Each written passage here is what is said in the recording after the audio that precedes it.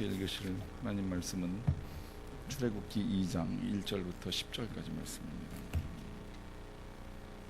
출애굽기 2장 1절부터 10절까지 말씀. 구약성경 83면입니다. 2장 1절부터 10절까지를 저하고 여러분들이 교독으로 나눠서 읽겠습니다. 레위 가족 중 한 사람이 가서 레위 여자에게 장가들어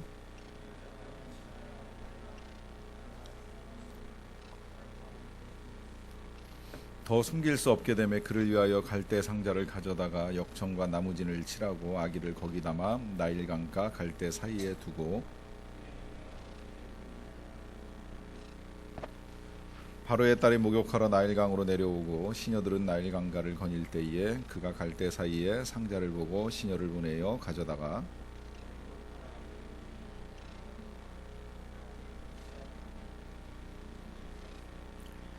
그의 누이가 바로의 딸에게 이르되 내가 가서 당신을 위하여 히브리 여인 중에서 유모를 불러다가 이 아기에게 젖을 먹이게 하리이까.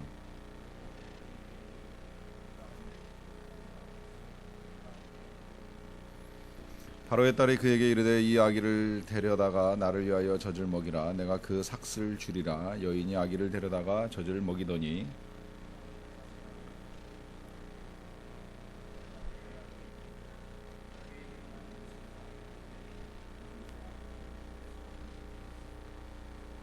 아멘. 어제 오늘 사이에 우리가 하나님의 말씀을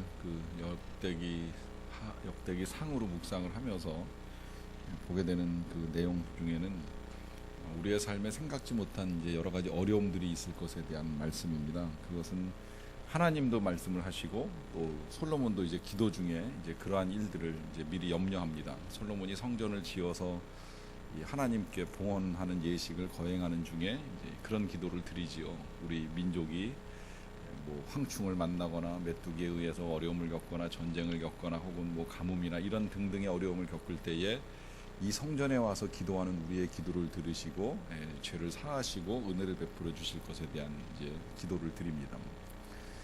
아직 일어나진 않았지만 이후에 살면서 민족적으로 혹은 공동체적으로 어떤 어려움을 겪게 될 것을 염려하면서 이제 그 상황 속에서 하나님의 은혜를 구하는 내용입니다. 그 다음 날, 그러니까 오늘 아침 묵상한 본문에는 이제 하나님 편에서도 똑같이 말씀하세요. 하나님께서 너희들이 살다가 이런저런 일들 겪거든, 앞서 열거했던 이런저런 일들을 겪게 되면 다시 돌아와서 죄를 뉘우치고 하나님을 찾고 그 얼굴을 구하면 하나님께서 하늘에서 들으시고 그 땅을 고쳐주실 것이라고 하는 약속을 하십니다. 이 두 가지 이제 말씀을 통해서 우리가 이제 먼저 확인하는 건 이제 이 어려움, 우리의 삶의 어려움이 참 피하기 어려운 과제라고 하는 거예요. 그것이 뭐 개인적인 것이든 혹은 공동체적인 것이든 이제 그런 일들이 꼭 찾아올 때가 있습니다. 특히 그 이제 개인적으로 겪는 일들은 좀 말 그대로 개별적으로 차이가 납니다. 개인에 따라서 이제 큰 어려움을 겪는 가정도 있고 뭐 이제 비교적 쉽게 이렇게 살아가는 가정도 있습니다만은 때때로 이제 그 공동체적으로 함께 겪는 어려움들이 있죠. 성경에 열거된 것 같으면 뭐 가뭄으로 인해서 전국적인 농산물에 피해가 온다는 것 같은 경우입니다. 전쟁도 역시 마찬가지죠. 전쟁을 겪게 되면 뭐 편안하게 지낼 수 있는 사람이 없습니다. 가진 자나 못 가진 자나 불안에 떠는 건 거의 똑같습니다. 그리고 이제 오늘날 우리 사회에서는 불황, 경제 불황이라고 하는 것이 이제 대부분의 사람들에게는 어쨌든 힘든 영향을 미치는 것이 틀림이 없습니다. 그런데 이제 오늘 우리가 보게 될 것은 바로 이런 것입니다. 이제 그런 어려움 가운데 은혜를 받는 가정이 있다는 거예요. 이제 그 어떤 가정인가를 이제 들여다보면서 우리가 소망함을 갖게 되는데, 우리 역사에서도 이렇게 거슬러서 보면 민족적인 어려움이 몇 차례 있었습니다. 특히 근대사에서는 이제 일제 시대와 또 6.25 같은 이제 큰 어려움이 한 두어 번 있었는데, 그 일제 시대가 국가적으로는 굉장히 큰 어려움이었지만 그것이 오히려 개개인에 있어서는 그 은혜를 받은 가정에 있어서는 하나님을 만날 수 있는, 또 하나님을 향한 신앙을 얻을 수 있는 선한 기회가 된다라고 하는 점입니다. 그래서 이제 그때 신앙을 가진 가정들의 후손들이 최근에 이제 4대 5대 이 신앙을 이어 내려오면서 많은 은혜 속에서 살아가고 있는 것을 보게 됩니다. 전쟁도 그래요. 물론 전쟁 때문에 고난을 겪은 가정도 수없이 많아요. 그런데 그 가운데 북녘 땅에서 남녘 땅으로 내려온 사람들도 있고, 또 남녘 땅에 내려와서 신앙을 잘 지키고 살아가면서 특별한 하나님의 은총을 받는 가정도 있습니다. 그런 것들을 보면 어려움은 공이 겪는 일들이지만 그 어려움 가운데에서 은혜를 받는 가정이 있을 수 있다라고 하는 것은 어쩌면 이제 우리의 삶의 또 다른 희망, 또 다른 소망이라고 여겨집니다. 저는 이제 우리 교회 희용이가 이제 군대 가는 것들 이렇게 보면서, 군대 다 가요. 누구나 갑니다. 예외 없어요. 대한민국 남자 건강하면 뭐 대부분 다 이제 군대를 가는데, 가는 그 과정을 통해서도 만약에 은혜를 받았다면 이제 영적인 은혜가 임할 것이라고 하는 기대감 나름 가지고 기도합니다. 다 똑같이 군대 갔다 오지만 이게 어떤 사람에게 있어서는 정말 우리 청춘들이 하는 말로 2년 썩고 나온다 이렇게 생각할 수 있지만, 한편으로는 2년 동안 영적으로 성장할 수 있는 은혜의 기간이 되는 거예요. 저는 개인적으로 제가 이제 군 생활이 저에게 준 유익은, 제가 제 평생에 유일하게 가정을 떠나 있었던 이제 기간이었기 때문에 가정을 객관적으로 볼 수 있는 시간이 없었어요. 그때 아니면 뭐 자취를 해본 적도 없고, 하숙을 해본 적도 없고, 유학을 해본 적도 없고, 어디 지방이나 뭐 어디 집을 벗어나서 생활을 해본 적이 없기 때문에 이제 그 기간이 제가 유일하게 집을 떠나 있었던 기간인데, 이 기간을 지내다 보니까 이제 가족들에 대한 생각도 달라지고, 그리고 제가 그냥 뭐 정신적으로 어쨌든 가기 전보다는 군대를 다녀와서 많이 성장했구나라고 하는 제 나름의 인식도 있고, 다른 사람들도 이제 그렇게 이제 봐주는 말씀들을 많이 듣게 되었습니다. 그렇게 보면 똑같이 겪는 시간들, 그게 쉽지 않은 시간이잖아요. 어떤 형태로든 군대는 어렵습니다. 저는 대한민국에서 굉장히 편한 군대에 있기는 했습니다만은, 내무 생활하고 쫄병과 고참이 있고 또 훈련이 있는 이 모든 것들은 거의 다 대동소이하기 때문에 어떤 군대도 감히 편하다라고 말할 수 있는 군대는 없습니다. 그렇지만 그 어려움 중에도 이 얼마든지 개인적으로는 은혜를 받고 변화되고 성장할 수 있고, 특별한 하나님의 은혜와 능력들을 체험할 수 있는 소중한 시간이 될 수도 있다라고 하는 것입니다. 오늘 우리의 삶에 어떤 상황들이 놓여 있든지 그 일을 통해서 어떻게 하나님의 은혜가 오는가라고 하는 것을 이제 이 시간에 함께 살펴보기를 원하는데, 일단 먼저 인정해야 될 것은 전체적으로, 여기서 이제 전체적이라고 하는 건 이제 공동체적이라고도 볼 수 있겠는데요. 전체적으로 어려운 상황에 빠지는 일들이 일어납니다.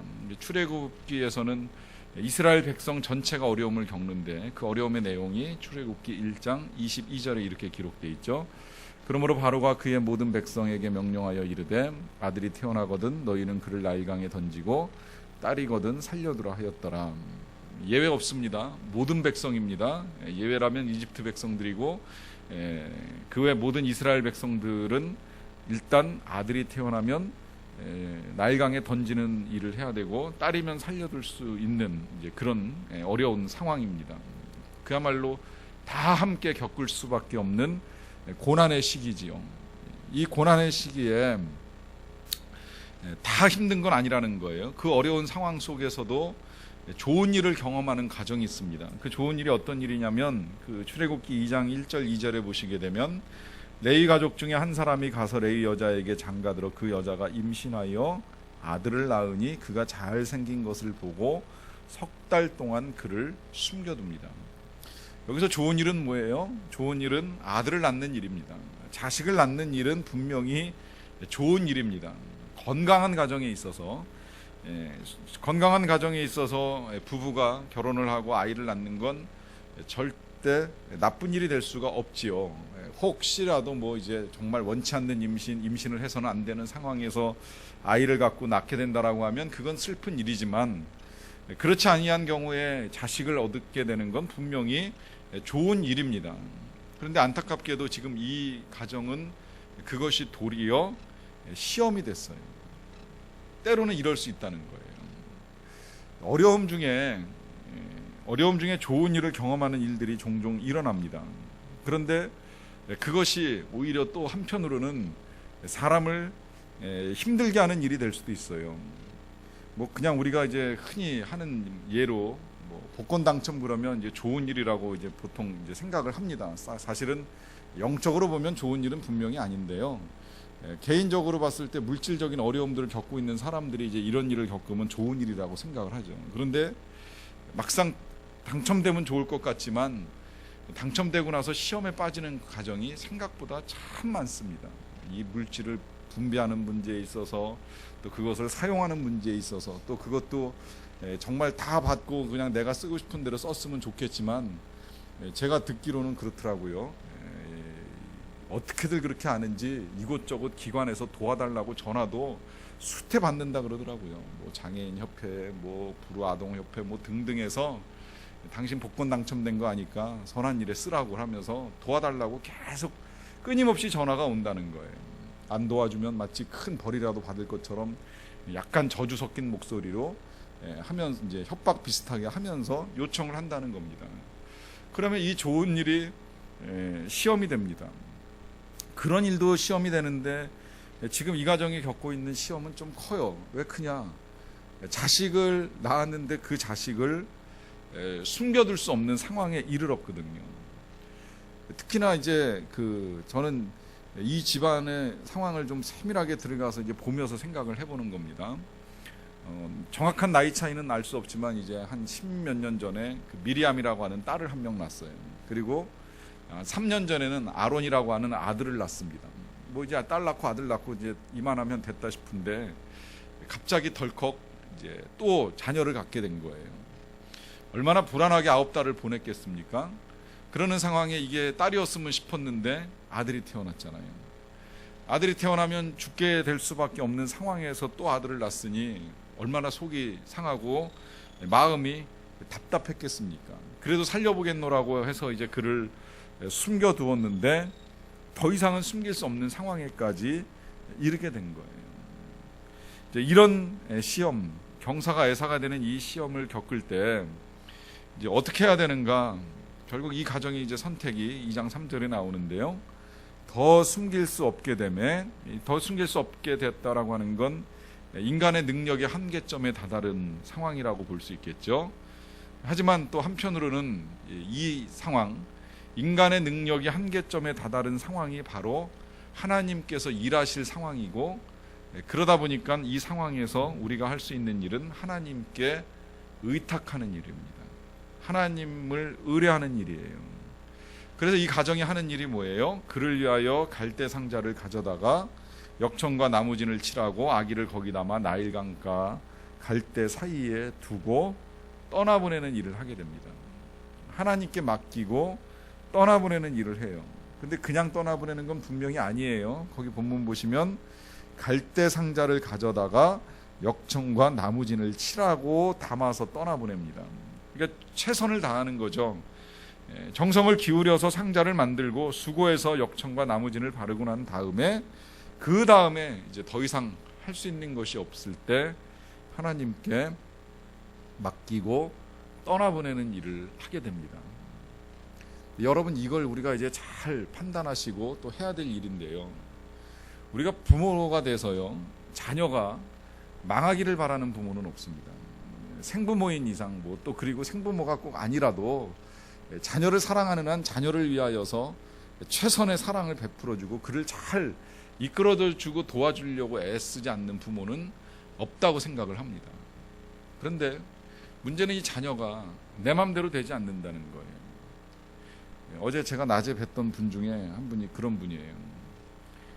가끔 이제 저를 보면 이 자식을 자랑합니다. 딸을 자랑해요. 근데 이 딸이 입양한 딸이에요. 입양한 딸을 이제 자랑하면서 목사님 이쁘죠? 이제 이러면서 사진을 이제 보여줘요. 근데 꼭 끝자락에는 그런 말씀을 하세요. 이 딸은 그렇게 이쁜데 내가 낳은 이 아들놈은 왜 그렇게 속을 썩이는지 모르겠다고 하면서 아주 그냥 죽겠다고 말씀하세요. 그리고 꼭 제가 그분한테 몇 번 그 말씀을 들었는데 이제 끝에 가서 꼭 그래요. 세상 다 내 맘대로 할 수 있어도 자식 농사는 내 맘대로 안 됩디다. 꼭 그러면서 이제 결론을 내려요. 이제 그만큼 힘들다는 말씀을 하시는 거예요. 이 자식을 이끌어주는 게 부모로서 한계에 부딪히면서 쉽지 않다고 하는 거를 이제 그런 식으로 말씀하시는 걸 듣게 됩니다. 저는 동의하고 부정하지는 않습니다. 물론 어느 정도까지는 제가 도와줄 수 있는 부분이 있다고는 생각하지만 다는 아니라고 생각을 해요. 그리고 그게 오히려 맞다고 생각하는 것이 그 한계를 내가 인정할 때 우리가 하나님을 의지할 수도 있고 또 하나님께 의탁할 수도 있고 의뢰할 수 있기 때문입니다. 오늘 거기 제가 드린 말씀 베드로전서 5장 6절 7절 말씀 제가 참 좋아하는 말씀인데 다시 말씀 제가 여러분들에게 읽어봅니다. 그러므로 하나님의 능하신 손 아래에서 겸손하라. 때가 되면 너희를 높이시리라. 너희 염려를 다 주께 맡기라. 이는 그가 너희를 돌보심이라. 분명히 여기서 선포합니다. 하나님의 능하신 손 아래에서 겸손하라. 그리고 너희 염려를 다 주께 맡기라. 다 주께 맡기라예요. 여기 선별적으로 이건 네가 염려하고 저건 내가 하겠다 말씀하지 않고 걱정스러우면 다 주께 맡기라. 이는 그가 너희를 돌보심이라. 우리를 돌보시는 분이 하나님이시니까 하나님께 믿고 맡기고 나아갈 것을 분명하게 당부를 합니다. 이걸 이미 알고 있었던 모세의 부모는 더 이상은 자녀를 기를 수 없다라고 하는 한계에 부딪히면서 하나님의 돌보심 아래, 하나님의 능하신 손 아래에 맡기기 위하여 그 아이를 위해 갈대 상자를 만들어다가 아이를 담고 떠나보내는 일을 하게 됩니다. 자, 이 일 다음에 이제 뭘 해야 되는가? 이런 상황들 속에서 해야 될 일은 하나님께서 하시는 일들을 주목하면 되는 거예요. 여기 그의 누이가 어떻게 되는지를 알려고 멀리 서서 이 아들이 그러니까 자기에게 있어서는 이제 남동생이겠죠. 남동생이 어떻게 되는지를 알려고 지켜보는 일을 합니다. 그런데 이게 그냥 단순히 지켜본다, 주목한다라고 하는 이 말은요, 이런 의미를 담고 있는 거예요.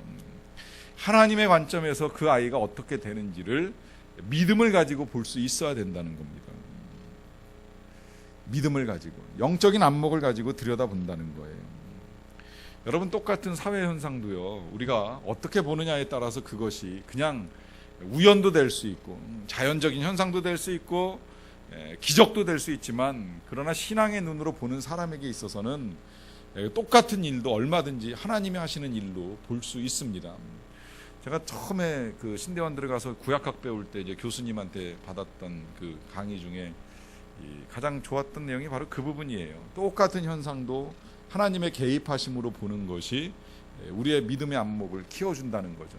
이제 그분 그러면서 이제 경험으로 말씀해 주시는 게, 그 중고등학교 다닐 때 이 시골에서 기차 타고 서울로 이제 와서 공부를 하는데 매일 아침에 한 번 있는 그 기차 놓치면 서울까지 와서 기차를 탈 수가 없는 거예요. 제가 초등학교 다닐 때만 해도 그 지하철 놓기 직전에 이제 인천에서부터도 그 서울까지 오는 기차가 있었는데 자주 안 오다 보니까 한 대 놓치면 뭐 한 30분, 1시간 이상 기다려야 되니까 이제 공부할 기회를 놓치는 거죠.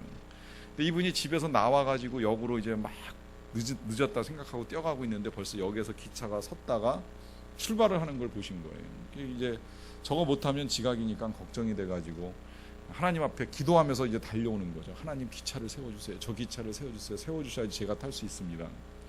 그러고 막 달려오는데 진짜 막 그 역을 떠났던 기차가 역을 한참 벗어났는데 가다가 서더라는 거예요.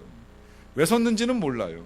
근데 뛰어가가지고 그 기차를 타가지고 이제 그 제 시간에 서울에 도착을 할 수 있었다는 말씀하시면서, 다른 사람들은 모르지만 뭐 그 기차 안에 탄 이 승객들도 모르고 또 기관차도 왜 그런지는 모르겠지만 본인은 분명히 하나님이 세워주셨다고 믿는 겁니다. 믿고 그러고 이제 공부를 하러 가는 거예요. 이게 영적인 안목이에요. 저는 지금은 좀 이제 그런 그 기도 요새는 잘 안 해요. 옛날에는 그 사는 곳이 이제 제가 다양했어요. 다양하다 보니까 퇴근하고 집에 들어가면 저는 그 교회에서 집도 굉장히 늘 먼 데 있었는데 집에 들어가면 차를 댈 데가 없어가지고 이렇게 되게 빙글빙글 돌던 일들이 이제 많아요. 그러다가 그 교수님 말씀 생각하면 이제 집에 임박해가지고서 이 핸들 붙잡고서 가다가 이제 기도를 하죠. 하나님, 한 칸만 좀 동네 한 칸만 좀 비워주세요. 아, 피곤해 죽겠는데 주차할 때 찾느라고 골목 다 헤매고 다니는 거 너무 힘들어요. 그러고서 기도하고 가면 그날은 꼭 집에서 제일 가까운데 한 칸씩 비어 있는 이 경험을 하게 됩니다. 남들은 어떻게 생각하든지 제 입장에서는 응답이에요. 하나님의 역사예요. 주목해서 보는 거예요. 하나님이 내 기도에 어떻게 일하시는가를 볼 수 있는 기회들을 갖는 거예요. 오늘 모세를 떠나보낸 이 가정이 그냥 믿음의 눈이 아닌 것으로 보았다면 자식의 생사만을 보겠지만, 그러나 믿음의 눈으로 본다면 이 자녀를 위하여 하나님께서 어떤 일을 하시는지를 볼 수 있는 기회를 갖는 계기가 되는 거죠. 그렇게 하다 보니까 실제 이제 어떤 일이 일어나냐면 정말 이 딸에게 하나님의 은혜가 임하는 것을 보게 되는데, 출애굽기 2장 5절 말씀 보세요. 바로의 딸이 목욕하러 나일강으로 내려오고 시녀들은 나일강가를 거닐 때에 그가 갈대 사이에 상자를 보고 시녀를 보내어 가져다가 열고 그 아기를 보니 아기가 우는지라. 그가 그를 불쌍히 여겨 이르되 이른 히브리 사람의 아기로다. 떠나보낸 아이가 건짐을 받습니다. 누구에게 건짐을 받아요? 바로의 딸에게 건짐을 받습니다. 이 바로의 딸은 여기 표현대로 하면 히브리 사람이 아닙니다. 이스라엘 백성이 아닌 하나님을 믿지 아니하는 사람에 의하여서 은혜를 받는 역사가 일어납니다. 이 사람이요, 은혜를 받으면 이런 일도 경험할 수 있다는 거예요. 믿는 사람에게만 도움을 받는 것이 아니라 믿지 않는 사람들도 도와주는 은혜를 경험하게 됩니다. 저는 이런 경험들 많아서 이제 가끔 이제 간증을 합니다만은, 제가 뭐 그 몇 가지 말씀을 미리 드렸던 것들도 있고, 또 이제 이런 경우도 있었어요. 제가 그 신대원을 가기 직전에 학원에서 이제 아이들을 가르치는 일을 했던 적도 있었는데, 그 학원의 원장이 교회를 안 다니시는 분이에요.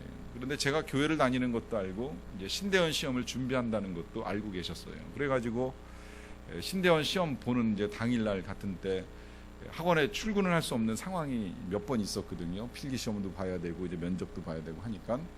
그러면 그런 날 이제 이야기를 하면 다 시간 빼주고 시간 조정해주고 편안한 마음으로 갔다 올 수 있도록 허락을 해주는 거예요. 사실 학원 입장에서는 아이들 강의를 변경하는 게 쉬운 일은 아니었는데, 이제 바꿔가면서 도와주는 일 하실 때 참 감사하다는 생각을 많이 했었어요.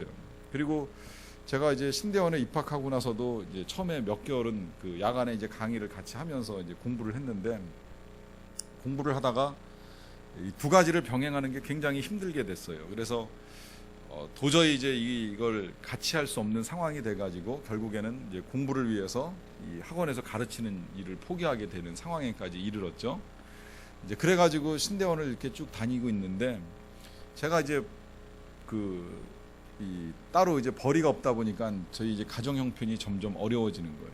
그래서 참 힘들다라고 하는 이제 생각을 하고 또 힘들게 이제 살았었는데, 한 1년 반쯤 지났는데 그 원장한테 이제 또 연락이 왔어요. 연락이 와가지고 혹시 좀 시간이나 생활에 여유가 좀 생겼으면 학원에 다시 나와서 강의를 해주셨으면 좋겠다. 그런데 옛날에 바빠서 그만두신 줄을 아니까 이제 매일 저녁 풀타임으로 오시지 마시고 일주일에 한 2번 내지 3번 파트타임으로 와서 애들을 좀 가르쳐주는 일을 도와주시면 좋겠다 하면서 연락을 먼저 해 주셨더라고요. 그래서 이제 그때 되면 벌써 이제 신대원 2학년 2학기쯤 돼가지고 이제 어느 정도 이제 그 공부하는 과목 수도 줄고 또 헬라어, 히브리어 다 지나갔으니까 마음의 여유도 좀 생겨가지고 알겠습니다 그러고 이제 대답하고 가서 한 1년여 동안 이제 또 제가 아르바이트로 이제 아이들을 가르치는 일을 했던 적이 있어요.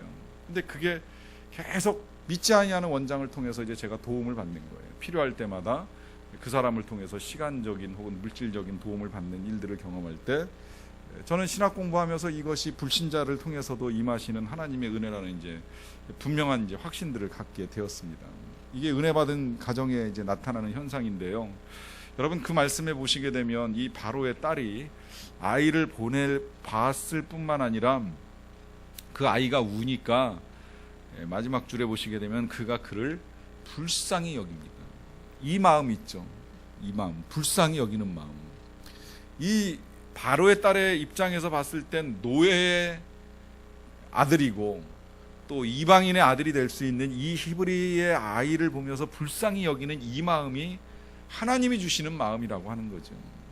필요하면요, 하나님이 이방인의 마음도 얼마든지 감동시키시고 움직이실 수가 있어요. 그래 다니엘이 이 그 사자굴에 들어갔을 때 하나님께서 그 다니엘이 있던 바사왕의 마음을 움직이시잖아요. 이 바사왕이 다니엘을 집어넣어 놓고 밤새 노심초사하다가 새벽이 돼가지고 달려가서 동굴을 열어보잖아요. 이방인의 마음을 움직이시는 거예요. 집어넣을 때는 악하게 집어넣었지만 집어넣고 난 다음에 하나님이 그 마음을 감동시키니까 불안한 마음에 새벽이 되기가 무섭게 달려가서 확인하는 일을 하게 됩니다. 이 모든 것들이 다 하나님 하시는 일이라고 하는 것이지요. 그때 이제 우리가 해야 될 일이 하나 있는데요. 그 해야 될 일을 이 모세의 누이가 보여줍니다. 2장 7절, 그의 누이가 바로의 딸에게 이르되 내가 가서 당신을 위하여 히브리 여인 중에서 유모를 불러다가 이 아이에게 젖을 먹이게 하리이까. 참 이 누이가 담대하다는 생각이 들어요. 멀리서 지켜보고 있다, 동생이 살아난다 싶으니까 담대하게 달려나가죠. 그 다음에 나가가지고는 지혜롭게 이제 이야기를 해요. 뭐라고 이야기를 하느냐? 내가 가서 당신을 위하여. 여기 당신을 위한다는 건 누구예요? 바로의 딸을 위한다는 거죠. 바로의 딸을 위하여 히브리 여인 중에서 유모를 불러다가 이 아이에게 젖을 먹이게 하리이까 했는데, 실상은 바로의 딸을 위한 것일까요? 자기 동생을 위한 거죠. 아기를 위한 거죠. 그리고 자기 집안을 위한 거죠. 말은 이렇게 했지만 실상 데려오는 여인, 우리가 이제 금방 보겠습니다마는 이 아이의 어머니를 데리고 오잖아요. 그러니 누가 좋은 일이에요? 아이가 좋은 일이고 아이의 어머니가 좋은 일이죠. 이 어머니를 부르려고 하는 이 지혜가 이 누이에게 있었어요. 이 지혜로운 결정을 통해서 더욱 큰 은혜의 기회를 경험하게 됩니다. 그래서 우리가 어려운 상황에서 이 은혜를 소망하는 마음이 있으면 하나님께 구해야 될 건 바로 이것입니다. 담대함과 지혜로움입니다.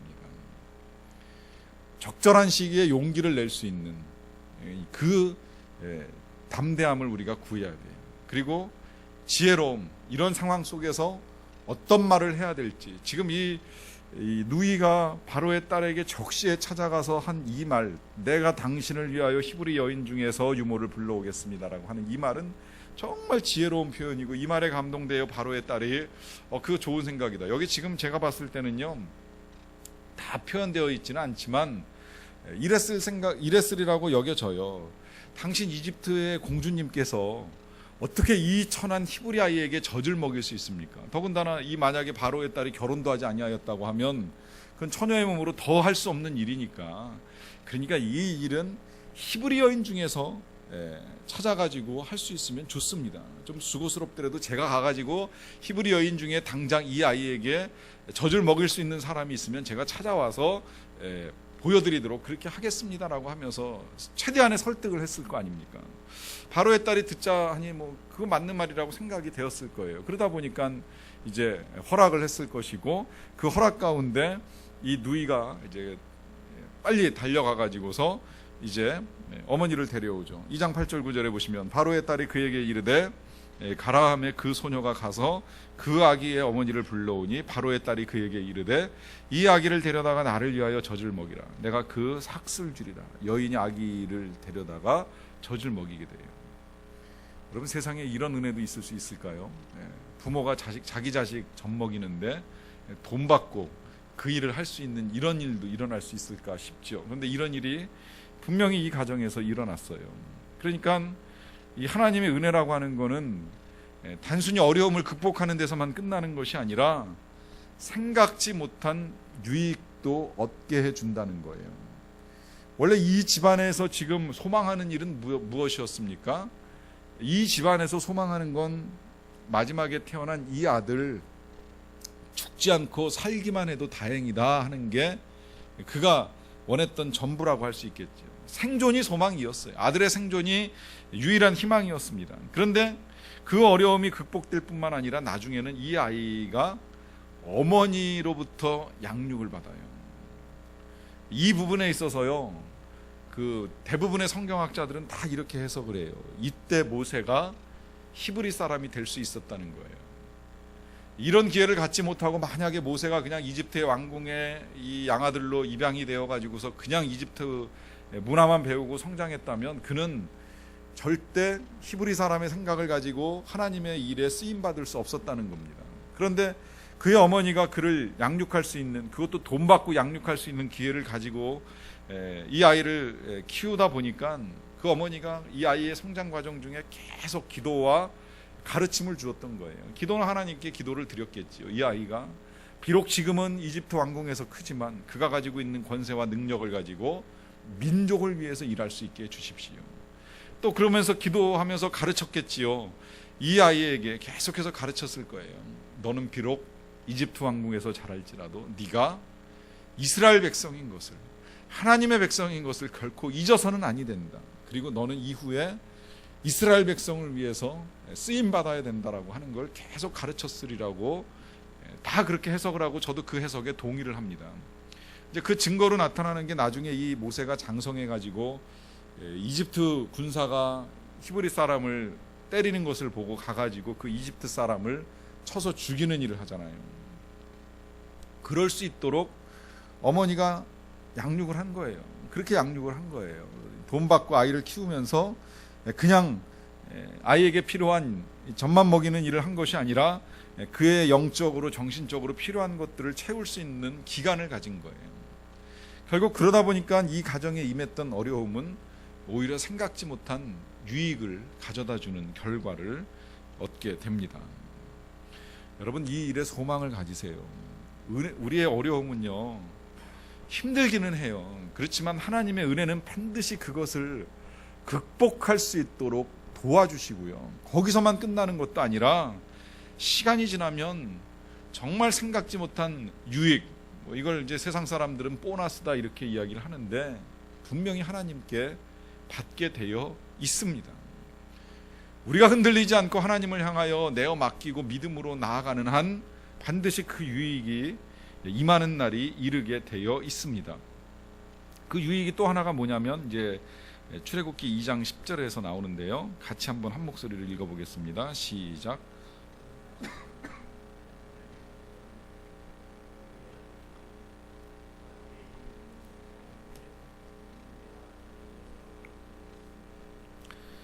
자, 이 아이가 이제 자라서 바로의 딸에게 갔어요.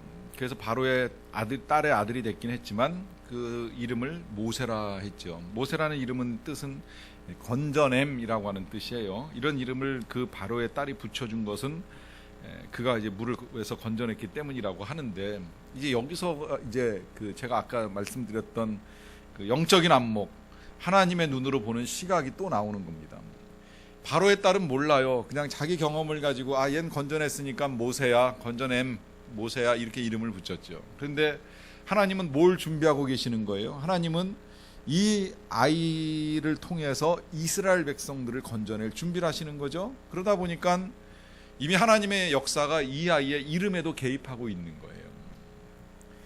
그래서 이제 이 아이는 결국 하나님의 일꾼으로 예비가 되는데, 이것이 하나님의 은혜가 임한 가정의 또 하나의 역사, 또 하나의 하나님의 일이라고 볼 수 있습니다. 근데 여러분, 여기서 한번 이런 생각도 해보세요. 그 아이가 자라매 바로의 딸에게로 데려갑니다. 어머니가 와서 이 아이를 키울 수 있는 시간을 가진 건 분명히 유익이고 되게 감사하고 좋은 일이었어요.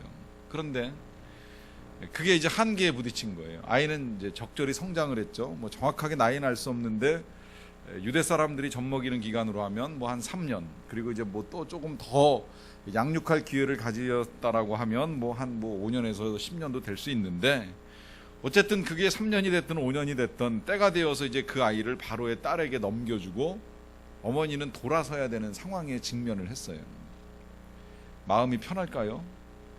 절대 편안하지 않죠. 마치 정말 그 장성한 자녀를 군대 보내는 부모의 마음이 힘든 것처럼, 혹은 뭐 유학 보내는 부모도 그렇고 해외에 취업을 보내는 부모도 그렇고, 다 큰 자식도 떼놓고 헤어지는 거 쉽지 아니한데, 지금 이 어린아이를 이제 바로의 딸에게 내 자식인데 남의 아들이라고 맡겨놓고 왕궁을 떠나야 되는 어머니 입장에서는 편안할 리가 하나도 없는 거죠. 그런데 이 어머니는 저는 그렇게 힘들게만 이 아들을 보냈으리라고 생각하지 않습니다. 힘들게만 이 아들을 떼어놓았으리라고 생각하지 않아요. 이유는 뭘까요? 그것은 이미 벌써 수년 전에 나일 강물에 이 아이들을 떠나보낸 경험이 있거든요. 내 손에서 하나님의 손으로 보낸 경험이 있습니다. 내가 할 수 없을 때 하나님의 손에 맡겼더니 하나님이 하신 것을 한번 보았어요. 보았다면 그 다음에 두 번째 보내는 거 이제 믿음으로 다시 할 수 있어야 된다는 겁니다. 하나님이 하시는 일을 보기 위하여서 보내는 거예요. 이 일이 역으로 생각해 보면 또 감사한 것이 뭐냐면 이것 때문에 모세가 이 왕궁에서 이집트 문화도 배우고 이집트 언어도 배웁니다. 나중에 그가 이제 하나님께 쓰임 받는 건 물론 전적인 하나님의 선택과 은혜가 임해서 되는 일이지만 한편으로 모세는 양쪽 언어를 다 구사하고 양쪽 문화를 다 알고 있다 보니까 이 양쪽을 왔다 갔다 하면서 능하게 쓰임 받을 수 있는 모든 조건을 다 갖춘 사람이 된 거예요. 그래서 히브리 사람들을 만나서는 하나님이 너희를 구하실 거야 설득하죠. 바로와 바로 왕궁에 있는 사람들을 만나서는 너희들에게 이런저런 재앙 임할 것이라고 이집트 말로 얘기해 주는 거예요. 양쪽 언어에 능통한 사람이 되는 거예요. 그리고 양쪽 문화 다 알고 있으니까 능히 설득할 수 있는 거예요. 그리고 왕궁 생활 해봤으니까 왕궁에 들어가도 겁내지 않고 당당하게 씩씩하게 이야기하는 거예요. 물론 하나님이 주시는 힘과 권세도 있지만 개인적으로도 위축되지 않고 이 모든 일들을 감당할 만한 준비가 바로 여기서 진행이 되는 겁니다. 이것이 어려움을 겪었던 이 가정에 임한 하나님의 은혜입니다. 여러분, 우리의 각 가정에도 혹은 공동체적으로도 이런저런 어려움들 찾아올 수 있어요. 그런데 그때 꼭 기억하셔야 될 것이 바로 이것입니다. 우리가 하나님의 은혜를 받고 살아가는 사람들 아닙니까? 그 은혜가 우리를 떠나지 않습니다. 그 은혜는 우리를 지켜줍니다. 이건 약속이고 하나님의 성품에 근거하는 일입니다. 그리고 그 약속대로 하나님은 어느 순간 그 어려움이 우리의 삶에서 극복이 되는 걸 보게 하실 것이고 더 나아가서는 그것이 우리에게 유익으로 되돌려주는 일들을 경험하게 해 주실 것입니다. 이 귀한 사실을 믿으시고 기도하면서 은혜를 사모하시고 또 담대함을 사모하시고 지혜로움을 사모하셔서 어려움이 변하여 기쁨이 되는 은혜와 능력들을 경험하시기를 간절히 축원합니다.